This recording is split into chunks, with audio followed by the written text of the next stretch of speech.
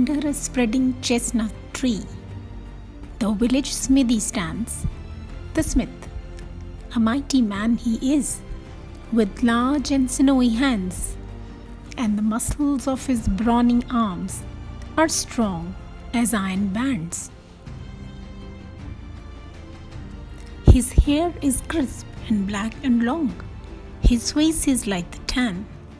His brow is wet with honest sweat. He earns whatever he can. He looks the whole world in the face, for he owes not any man. Week in, week out, from morn till night, you can hear his bellows blow.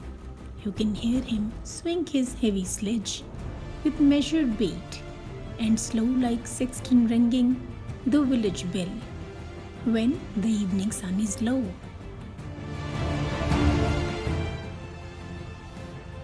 And children coming from school look in at the open door.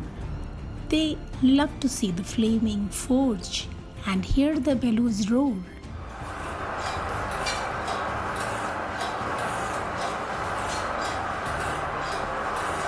And catch the burning sparks that fly like chaff from a threshing floor. He goes on Sunday to the church and sits among his boys. He hears the parson pray and preach. He hears his daughter's voice singing in the village choir, and it makes his heart rejoice. It sounds to him like her mother's voice singing in paradise.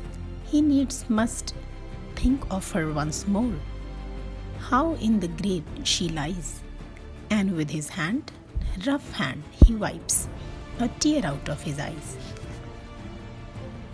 Toiling, rejoicing, sorrowing, onward through the life he goes.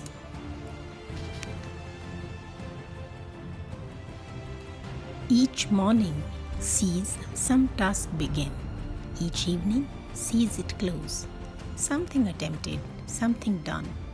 He earned a night's repose. Thanks to thee, my worthy friend, for the lesson thou hast taught.